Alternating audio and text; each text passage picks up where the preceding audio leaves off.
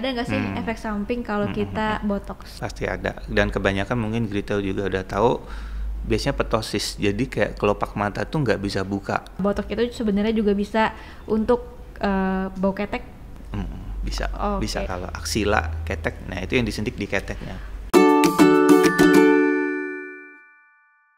Oke, penampilan dan kecantikan kayaknya sekarang nomor 1 ya, apalagi buat cewek-cewek. Nah, banyak banget nih teman-teman yang mungkin pengen coba botox, filler, terus yang paling gampang sekarang tarik benang. Tapi sebenarnya tuh belum tahu tuh fungsinya apa dan bener nggak sih apa yang mungkin dokter kita sampaikan gitu ya. Nah, hari ini aku akan berbicara dengan Dokter Deka, ini aesthetic doctor. Thank you so much udah datang ke sini.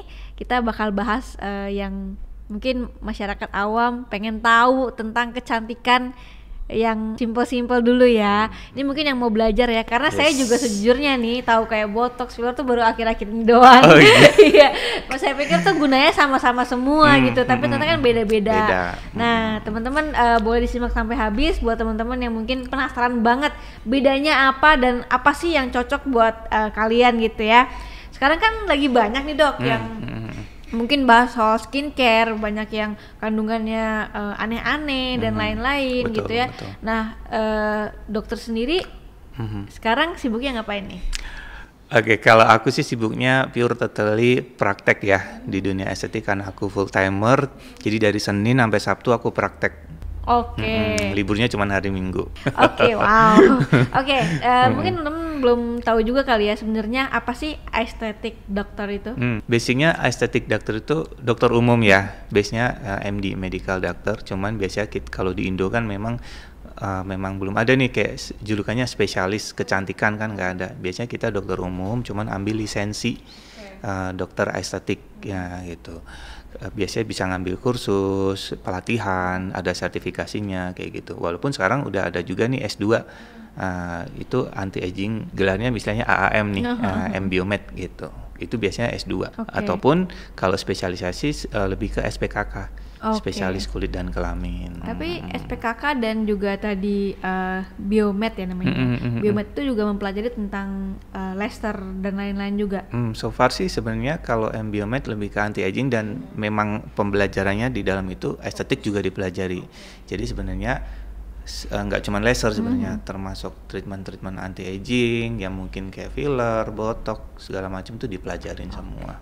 Oke dok, nah ini sebagai aesthetic doctor nih ya, saya pengen tahu sebenarnya di Indonesia nih dengan segala cuaca ini apa sih permasalahan kulit orang Indonesia? Kalau dikategorikan ya di Indonesia sebenarnya yang paling banyak kita jumpain dan pasien tuh datang ke kita, yang pertama pasti acne, jerawat. Itu biasanya anak-anak usia pubertas tuh, karena memang problem hormonal, terus kondisi kulitnya cenderung berminyak. Pertama pasti yang kita dapetin tuh acne atau jerawat.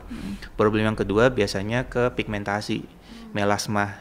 Biasanya lebih banyak memang perempuan nih, di atas 25-30 tahun mulai, dan kebanyakan lebih banyak lagi ibu-ibu. Problem yang ketiga biasanya lebih ke aging, lebih ke kerutan atau wrinkle, sagging. Nah itu biasanya wanita 40-50 tahun udah mulai banyak nih datang ke klinik. Jadi kalau ditanya kategori paling besar itu ada 3, acne atau jerawat, pigmentasi, kebanyakan melasma, kemudian yang ketiga lebih ke aging, kayak kerutan, sagging segala macam. Pigmentasi itu kayak flek gitu? Yes, betul. Kalau melasma yang bintik-bintik muncul dikit itu bukan sih? Aku sedikit lurusin ya. Jadi pigmentasi kan hiperpigmentasi, namanya kelebihan melanin, pigmen. Pigmen kan sel pembentuk warna di kulit gitu kan. Kalau bahasa awamnya mungkin flek hitam. Nah, kalau bahasa medisnya itu melasma. Beda lagi. Kalau yang mungkin Grita sebut tadi bintik-bintik, batasnya tegas, itu freckles. Yang bintik-bintik muncul kayak daging gitu? Kalau itu keratosis. Beda lagi. Jangan jauh-jauh ya. Jangan jauh-jauh. Karena kompleks banget sih. Dan itu biasanya kan dokter, makanya pentingnya banget datang ke dokter. Dokter bisa mendiagnosa itu, apakah itu suatu melasma, ataukah itu freckles atau keratosis atau kelainan pigmen yang lain. Nah ini juga heboh banget ya, pasti orang-orang tuh tahu botox. Bener. Ya kan? Lu udah botox belum gitu kan? Nah, botox ini tuh sebenarnya apa sih Dan isinya tuh apa? Gunanya Ya. buat apa sih sebenarnya botox ini? Udah pernah botox belum? Udah 1 kali. Oke, botox itu botulinum toxin. Jadi sebenarnya dia itu protein yang dihasilkan oleh Clostridium botulinum kuman, yang fungsinya dia untuk merelaksasikan otot sebenarnya. Oke. Di dunia kecantikan atau estetik sendiri sebenarnya udah lumayan lama dipakai. Itu juga udah tahu memang dia untuk mengurangi atau menghilangkan kerutan. Misal di forehead atau dahi, glabella di antara alis, kemudian crossfit itu di sudut mata, kemudian di masseter, otot rahang. Nah, gitu.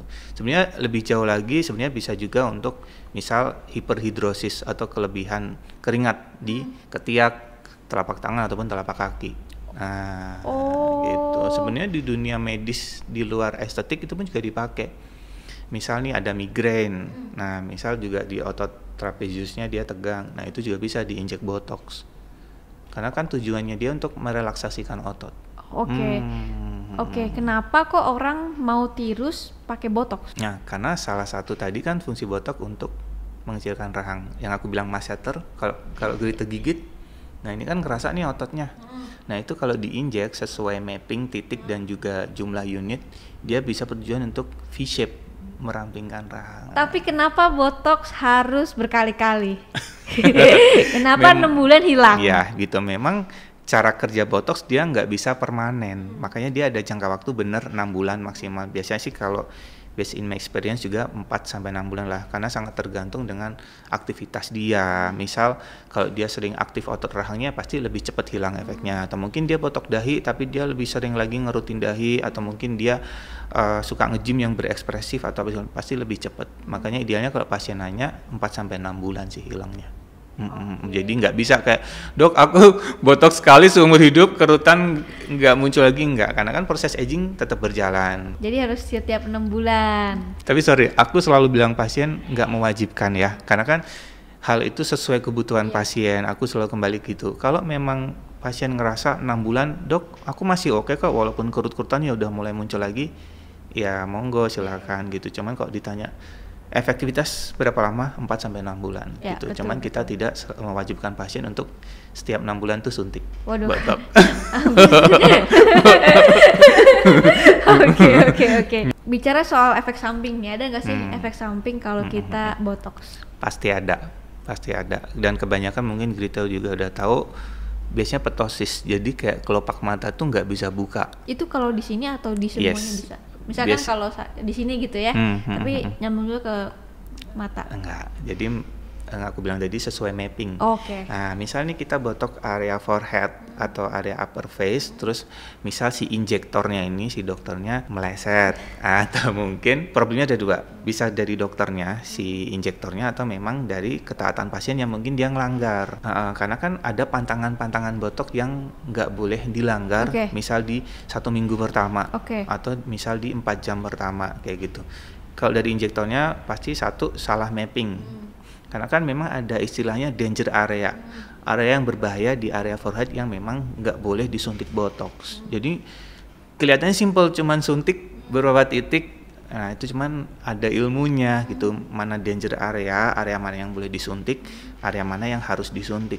Dan per titiknya itu kan kalau udah tahu istilahnya unit, berapa unit nih per titik yang dibutuhkan. Nah, dan biasanya yang bikin aku bilang tadi ptosis yang nggak bisa buka mata, injektor terlalu ke bawah nyuntiknya. At least kan harusnya kayak 1 cm di atas alis itu yang aman. Dan dari mid pupil ke lateral itu yang danger area. Cuman kalau dari mid pupil ke medial itu aman. Nah, itu dia. Biasanya yang problem utama banyakkan pasien botok upper face ptosis. Kemudian kalau misal lower face rahang, so far sih nggak terlalu banyak, cuman kalau ditanya side effect biasanya nyeri atau mungkin ada yang bengkak, nah kayak gitu. Tapi kalau jangka panjangnya ada nggak sih? So far nggak ada ya. Botox so far jangka panjang, asal satu dia sesuai unit yang disuntikan, sesuai area yang disuntik, jangka waktunya aman. So far side effect botox tuh nggak ada, karena malah botox itu ada efek rejuvenationnya juga. Jadi ada meremajakan kulit. Makanya botox ada istilah treatment mikrobotox. Mikrobotox itu botox yang disuntikkan ke seluruh wajah tapi menggunakan jumlah dosis unit yang kecil. Bisa juga di koktail dengan serum-serum yang lain, fungsinya untuk meremajakan rejuvenation. Kalau misal tuh biasanya nggak disuntik langsung, tapi ada alat bisa pakai dermapen, kalau tahu jarum-jarum kecil yang diputer, gitu ya? ataupun mesogun injektor, gitu. Itu untuk fungsinya peremajaan. Oke. Jadi benar ya dok ya, kalau misalkan botok itu sebenarnya juga bisa untuk bau ketek gara-gara keringat. Yang aku bilang di awal tadi, hiperhidrosis, kelebihan keringat di ketek. Bisa karena botok itu kan sesuai area yang disuntik. Yang area-area yang aku sebut tadi, masseter, rahang, forehead, dahi. Kalau aksila, ketek, nah itu yang disuntik di keteknya. Dan itu efektif. 6 bulan juga. 4-6 bulan. 4-6 Balik bulan. lagi. Maksimal biasanya 6 bulan sih. Walaupun ada yang bilang 8 bulan, tapi menurut aku sangat jarang. Nah, kalau botok sendiri nih, dok, range harganya itu berapa sih? Range harga mau lebar juga nggak apa-apa? Range-nya sangat lebar. Karena jujur klinik-klinik kan sekarang juga udah banyak. Dan botox itu ada beberapa brand. Dari yang brand Korea ataupun brand Eropa. Itu pun dari price-nya, kalau brand Korea jauh lebih murah. Brand Eropa biasanya lebih premium, lebih mahal. Satu itu. Yang kedua, biasanya lihat kliniknya juga. Klinik yang maksudnya klinik premium atau klinik yang biasa itu pasti juga beda harganya gitu. Yang ketiga, biasanya pasien juga udah tahu si injektornya, dokternya itu udah expert belum, pengalamannya udah berapa lama, gitu-gitu sih biasanya. Cuman kalau ditanya paling murah range di klinik paling murah ya, bukan premium. Aduh, agak susah karena takut nanti dokter-dokter di klinik ini ya. Cuman sangat lebar sih.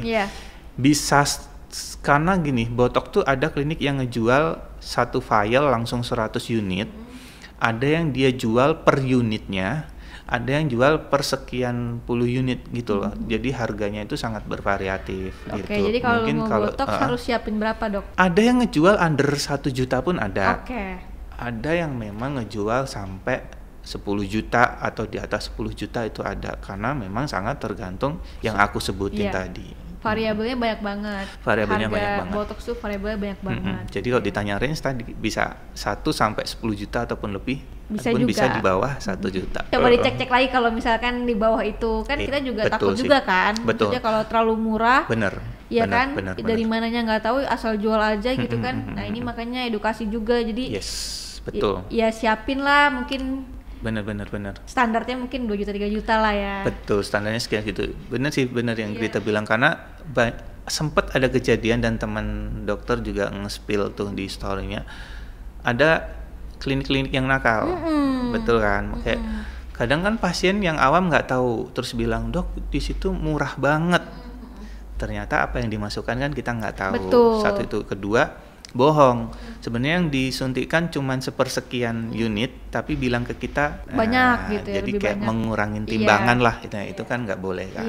Ada harga ada barang lah ya, biar tahu juga gitu. Jadi jangan harus botox terus yang murah nggak apa-apa. Jadinya ntar malah side effect-nya lebih banyak lagi. Itu dia. Jangan tergiur harga murah sih kalau pesan aku, jangan tergiur harga murah. Research dulu kliniknya seperti apa, si injektornya, dokternya seperti apa, harganya kalau masih masuk range sewajar ya mahal-mahal dikit, kalau oke kan lebih oke kan. Sekarang kita ke tarik benang. Ini kayaknya lebih lama dari botox nih saya tahunya nih. Apa gimana sih, dok? Tarik benang thread lift tuh sebenarnya tren udah beberapa tahun yang lalu ya. Dari awal mula muncul tarik benang tuh sebenarnya tanam benang. Karena sebenarnya agak ada perbedaan sih. Kalau tanam benang tuh biasanya benang-benang mono, benang-benang kecil yang tekniknya juga simple, tinggal masuk. Biasanya anestesi cuma topikal oles aja. Fungsinya lebih untuk ke rejuvenation, stimulate kolagen, cuman efek lifting tightening-nya dia ada, cuman nggak signifikan. Kalau yang disebut tarik benang, biasanya kita udah kesini kan benang ilmunya berkembang juga, jenis-jenis benang juga lebih banyak lagi. Itu lebih benar tarik, dia untuk misalnya dropping, shagging untuk narik, dan biasanya hasilnya lebih instan. Kalau lebih jauh lagi mau jabarin jenis benang kan banyak banget. Ada PDO, PCL, PLLA. Nah, itu jenis benangnya sih mungkin aku ngejelasinnya secara garis besar aja. Jenis benang ada yang mono kecil-kecil, ada yang mulai besar tarikannya tapi polos. Kemudian kalau pernah dengar ada bergerigi, nah itu sekarang lebih berkembang lagi. Terus juga mungkin teknik mapping segala macam sih banyak ya. Benang katanya jadi daging ya dok? Itu istilah awamnya ya, jadi benar. Kalau mungkin juga di dunia medis kan, kalau tahu habis sesar atau habis operasi dijahit terus dokternya bilang, oh ini nanti benangnya jadi daging. So far sebenarnya istilahnya itu, cuman sebenarnya nggak jadi daging tapi dia melebur jadi kolagen. Nah makanya juga benang kan dia nggak instan, nggak permanen, dia ada jangka waktu dari 6 bulan sampai ada yang klaim brand 2 tahun 3 tahun. Nah, tapi so far makin lama dia memang hancur jadi kolagen di wajah kita. Berarti fungsinya lumayan mirip dong sama botox. Beda sih Kan apa tadi sama peremajaan kulit juga. Dari efek fungsi itunya Iya tuh sama lebih shaping. Yes betul, cuman kalau ditanya mirip banget enggak, karena kalau botok rahang ya bikin shape, cuman nggak senarik si benang. Oh malah lebih narik benang? Jauh lebih narik benang. Kalau botok tuh lebih ke ngecilin otot rahang masseternya sih sebenarnya. Sama ada botok Nefertiti itu disuntik titikkan di sini dia untuk ada efek shape-nya lah. Cuman kalau ditanya comparing dengan benang, kalau dari segi tarikannya ya lebih kuat benang. Cuman sebenarnya ada area-area mana yang good choice-nya untuk botox, ada area-area wajah di mana yang good choice-nya itu dengan benang. Oh jadi beda-beda? Beda-beda. Kalau untuk area kerutan, garis-garis halus, benang nggak bisa ngilangin. Itu lebih ke botox. Nah, cuman kalau misal ada shake dropping, terus misal double chin-nya ada, pengen pipinya kotak, pengen lebih shape, itu ya ditarik. Terus mata yang turun, misal kita benang fog eyes ditarik, nah itu lebih ke benang. Jadi ada pilihan terbaik yang mana nih, kayak itu beda-beda. Apa fungsi botok, apa fungsi benang, mungkin nanti apa fungsi filler segala macam. Itu sesuai apa yang dibutuhkan, makanya penting banget sesuai konsultasi dokter yang apa nih yang dibutuhin, problemnya apa sih, makanya itu penting banget milih dokter, konsultasi ke dokter dulu. Tadi udah botox, tarik benang, ada juga filler. Nah dulu saya pikirnya nih dok, botox sama filler sama-sama aja suntik-suntik doang, tapi ternyata beda, betul. Apa bedanya dok? Kalau filler itu basicnya voluming, mengisi area-area yang kosong. Bahannya itu hyaluronic acid. Kalau botox tadi kan botulinum toxin. Nah, kalau benang tadi yang aku bilang ada PDO, PCL, nah itulah pokoknya ya. Kalau filler itu basicnya hyaluronic acid. Intinya aku selalu bilang ke pasien, filler itu basicnya untuk mengisi area-area yang kosong ataupun membentuk sesuatu yang misal nih dagu kita masih flat, dok aku pengen dagunya lebih berisi, lebih shape, nah itu diisi filler. Ataupun hidung. Cuman sih sebenarnya memang ada beberapa klinik yang masih approve untuk menjalankan filler hidung. Ada beberapa klinik yang memang udah maksudnya enggak lagi mengerjakan filler hidung. Kenapa? Karena meskipun juga udah tahu ya, kayak problem banyak side effect dari filler tuh memang lebih banyak dibanding misal botok. Itu kalau kita dokter-dokter mesti udah tahu paling ringan lah. Tekniknya juga walaupun dibilang simpel-simpel banget enggak, cuman ya tinggal titik-titik sesuai mapping. Kalau filler itu memang butuh gimana ya, cermat lagi, butuh skillnya, karena sekalinya masuk cairan tuh si filler, kalau nggak tahu anatomi wajah, kepepet apes-apesnya dia masuk ke vaskuler tuh pembuluh darah, itu nyumbat tuh si filler. Itu ngeri sih. Makanya di area hidung tuh kan banyak banget pembuluh darah vaskuler. Kalau si filler itu masuk nggak cepat ditanganin, kalau misal udah riset, hidungnya jadi rusak, hidungnya jadi membusuk karena aliran darahnya itu kesumbet tuh sama si filler. Jadi nggak dapat suplai darah, nggak dapat suplai nutrisi oksigen, makin lama jaringannya nekrosis. Nah itu yang bahaya. Jadi harus sangat hati-hati untuk misal teman-teman mau mengerjakan filler hidung. Ada udah beberapa dokter juga yang big no untuk mengerjakan filler hidung. So far dagu aman. Smile line misal dalam diisi filler ya walaupun di sini juga ada vaskuler pembuluh darah aman gitu. Intinya kalau filler ditanya basicnya voluming, mengisi area-area yang kosong. Walaupun juga ada jenis filler HA yang untuk skin booster. Jadi lebih banyak resiko ya kalau di hidung ya. Yes. Ngering sedap ya. Harus hati-hati dan banget ngerti ya. banget anatomi, teknik harus diperhatikan sih. Kalau filler ini berarti nggak terlalu lama ya dia recovery-nya ya dibanding operasi plastik. Ya, lebih instan. Makanya pasien juga masih tetap banyak yang filler itu sih. Kalau ditanya di compare dengan bedah plastik atau operasi ya, karena satu kayak misal nggak cuma filler ya, botok, benang, filler, satu poin plusnya dia pasti lebih cepat recovery, downtime. Ya mentok-mentok benang tuh downtime seminggu atau mungkin kadang sekarang juga ada yang nggak bengkak gitu ya, paling side effectnya tuh bengkak kalau benang. Filler apalagi misal dagu kadang bekas cuma setitik, besok lusa udah hilang. Nah gitu, makanya pasien masih banyak sih yang doingin filler, walaupun sekarang kalau Grita juga ada tahu trennya udah sedikit bergeser gitu. Dari dulu banget beberapa tahun yang lalu tren facelift operasi masih agak tabu nih, belum banyak pasien mengerjakan. Tren sekarang sebenarnya terkait contouring kayak benang, filler itu mulai bergeser dengan facelift, operasi wajah, operasi hidung di Indo ataupun di luar kan sekarang juga udah. Di Korea pun kalau jalan-jalan banyak banget kan orang-orang Indo juga atau orang lain yang operasi plastik di sana. Oke. Kalau operasi plastik lebih permanen ya? Yes, kalau dibilang permanen lebih jauh permanen. Walaupun misal nih udah namanya proses aging menua 10 tahun, 15 tahun kendor lagi ya mungkin iya gitu. Cuman kan kenapa itu salah satu menjadi alternatif karena jauh lebih permanen. Cuman poin kedua istilahnya poin negatifnya downtime-nya lama. Bisa 1 bulan, ada pasien aku yang habis OP itu 2 bulan kadang masih bengkak-bengkak, biru-biru. Kedua kan dia harus anestesi, bius ya, tidur. Nah itu sih harus siapin mental. Cuman kalau mentalnya udah oke dan ditimbang-timbang karena lihat permanennya lebih lama, sekarang banyak juga sih yang ngambil ke situ. Nah baru-baru ini juga ada kasus nih dok di Korea ya kan, yang filler tapi malah jadi buta. I see, aku tahu Juveluk ya kalau nggak salah nama treatmentnya. Nah itu apa kena pembuluh darah juga kali ya? Aku sedikit ngelurusin ya. Juveluk itu bukan filler. Juveluk itu bukan filler karena filler itu basicnya hyaluronic acid. Kalau Juveluk itu PDLLA, polydilactate. Bedanya kalau filler hyaluronic acid dia itu ada antidotumnya. Antidotum itu penawarnya.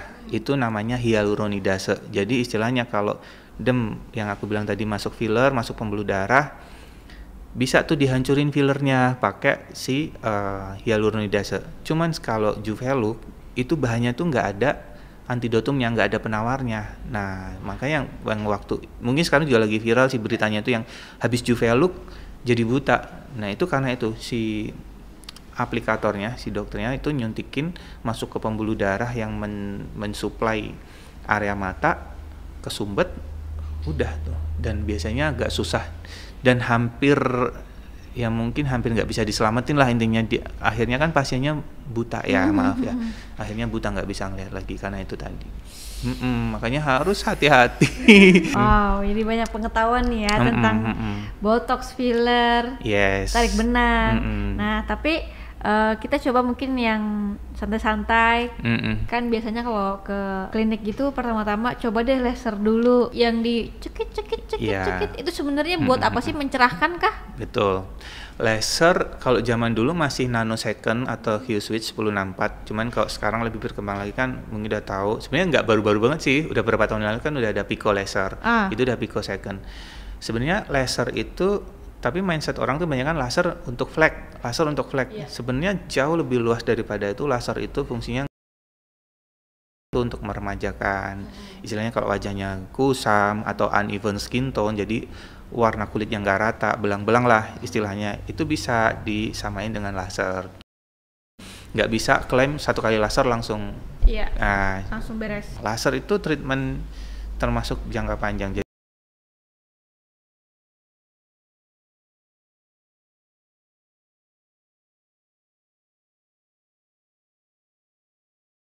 Laser itu tambah tipis Sama rusak, itu tuh bener nggak sih? Betul, betul. Kalau itu betul. Jadi gini,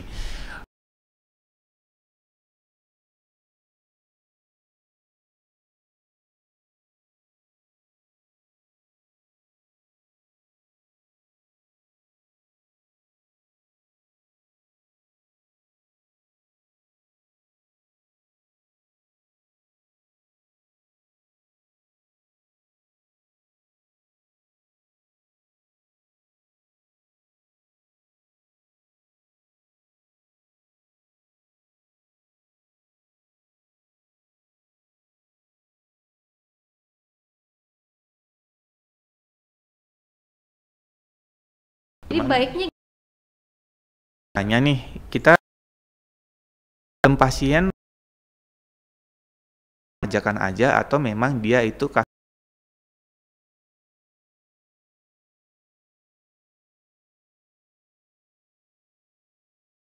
untuk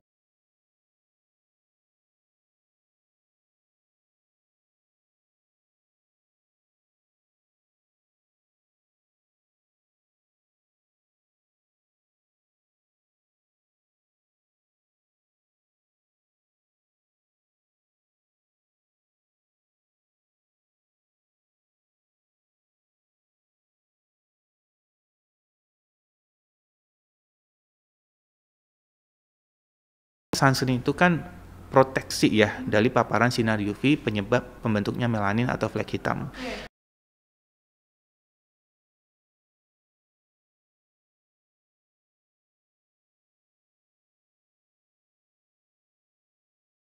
Pasien-pasien ini taat perbaikan skin barrier dan juga rajin.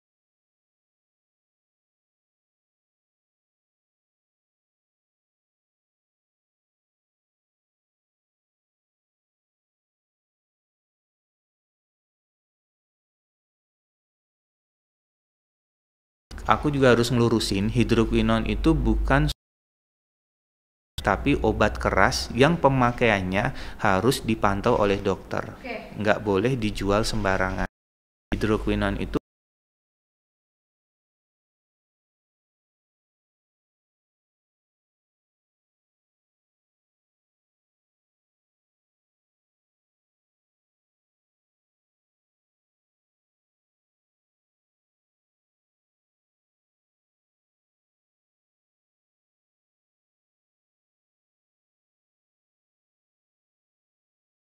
dari paparan panas matahari itu jahat banget. Nggak cuman problem melasma atau flek hitam, tapi lebih luas lagi itu bisa menyebabkan lebih cepat. Yang ketiga bisa istilahnya jadi cancer lah. Kalau kita bahasa lebih jauh lagi bisa memicu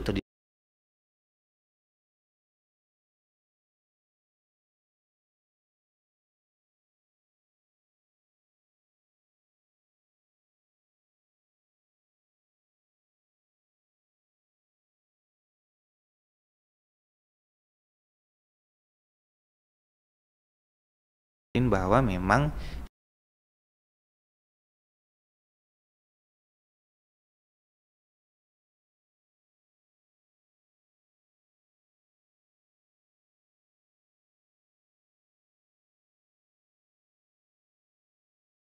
bakat nih.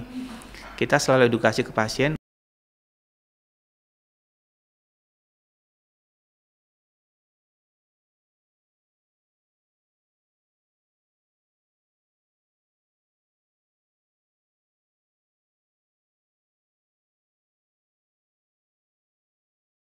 direkomendasikan untuk kasus-kasus yang udah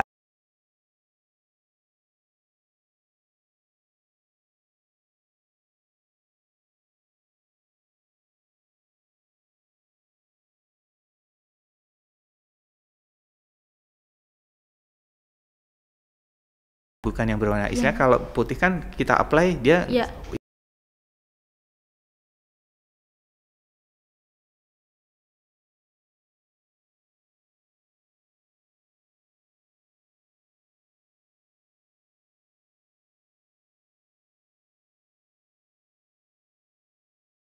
Biasanya kan sekarang udah ada kan make up yang udah include Iya. SPF gitu. Kalau kita ngomongin jerawat ini kan juga kata tadi permasalahan nomor 1 di Indonesia Iya. ya. Itu tuh jerawat tuh karena apa sih, Dok? Jerawat atau acne itu yang pertama bisa disebabkan karena hormonal. Yang kedua bisa disebabkan oleh infeksi bakteri acne. Oke.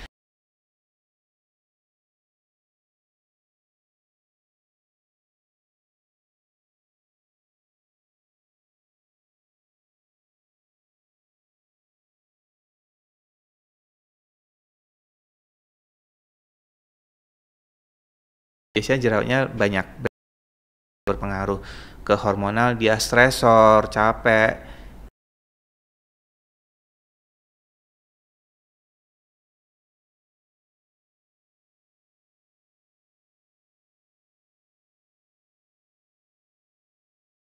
Infeksi bakteri.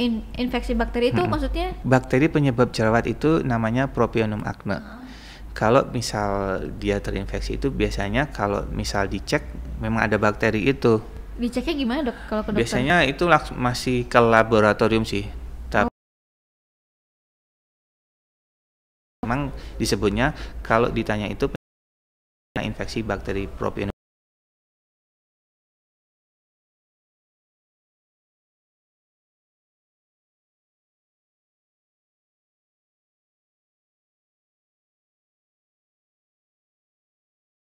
Penderita jerawat ini.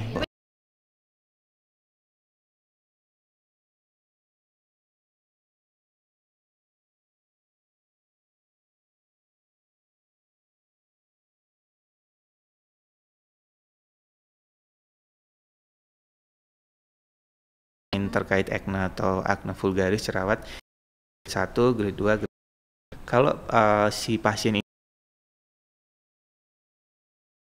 pakai skin kan kalian harus jangan sampai kalian belum tahu bahwa misalnya jerawat tapi kalian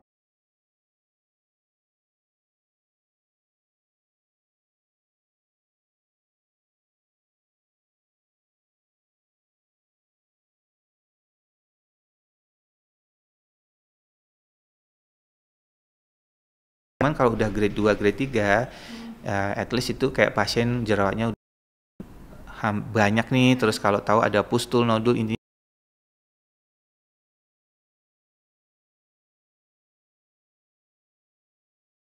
racikan yang harus dikasih ke pasien.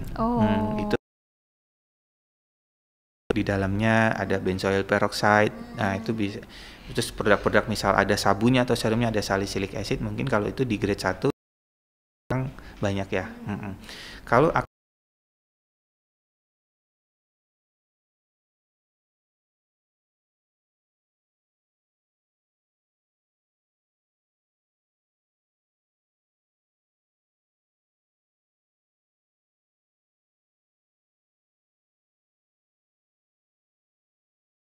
harus kasih tahu ke acne fighter, kalau kalian tambah stres itu kan berpengaruh hormon, nanti jerawat malah nggak sembuh-sembuh gitu. Terus kadang pasien tuh udah rajin banget pakai skincare, cuman dia lupa lifestyle dia nggak benar.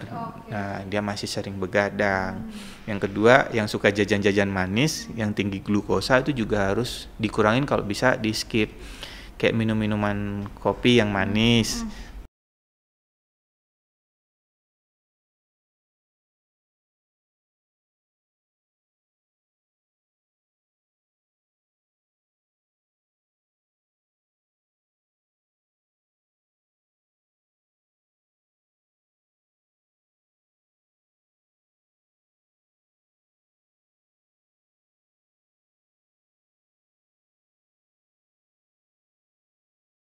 Akhir-akhir tahun kemarin ya, yang lagi boom, heboh banget overclaim, teman-teman sejawat mungkin juga udah tahu semua. Ya, kalau menanggapin sebenarnya ada dua sisi. Kalau positifnya, aku happy-nya dari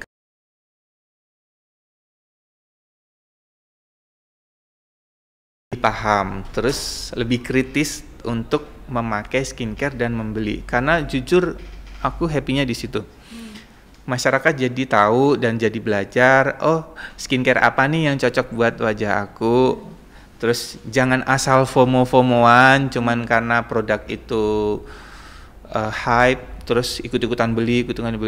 Jadi menurut aku kalau overclaim ada sisi positifnya itu, jadi masyarakat juga terselamatkan dari harga-harga yang kadang nggak masuk akal sih. Yang aku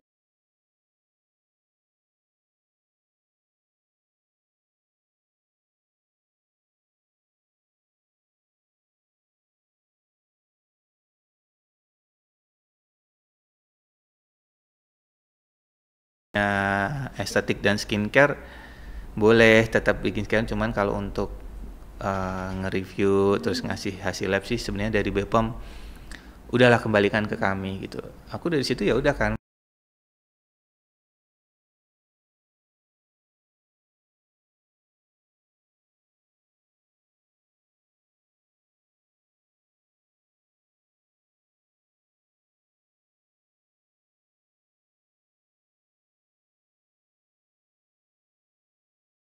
Kalau pasien selalu nanya dari segi skin quality atau mau contouring. Contouring itu ngebentuk. Contouring Kalau contouring sama skin quality lah, dua-duanya. Dua-duanya. Yeah. Kalau skin quality jujur skin quality-nya bagus.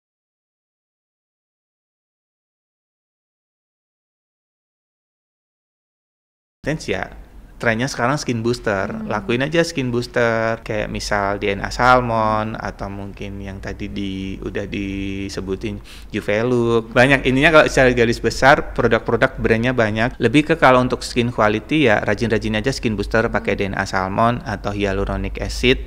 Ada beberapa brand di situ. Nggak harus tiap bulan. Oke gitu, karena dengan kondisi kulitnya gitu udah bagus sebenarnya, tinggal maintenance aja biar lebih plumpy, lebih glowing.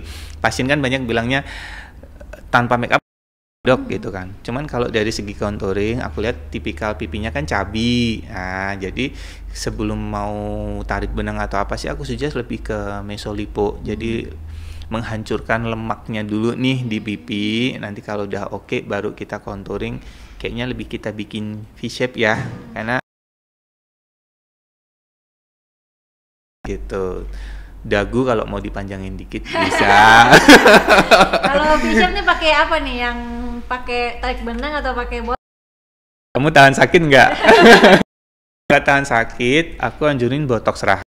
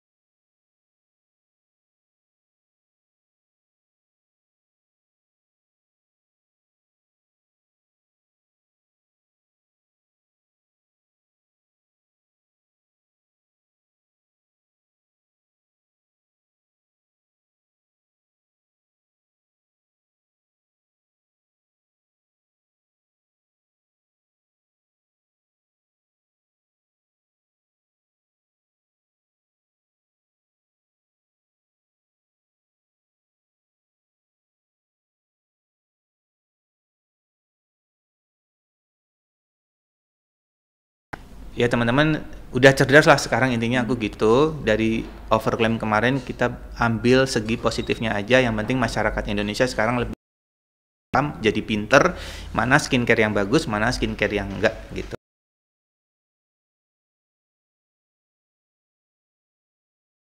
Juga secara pribadi poin positifnya dari itu, aku tuh niatnya tulus cuman ingin ngedukasi ke masyarakat. Cuman dari masalah besar itu kalau ada yang menunggangin apa segala macam sampai misal ada pemerasan atau apa, itu bukan ranah kita lagi ya, karena niatan aku jujur dari awal lebih ke poin positifnya untuk satu visi misi nih waktu itu, untuk bikin masyarakat pinter, bikin masyarakat melek, jangan hanya FOMO-FOMO.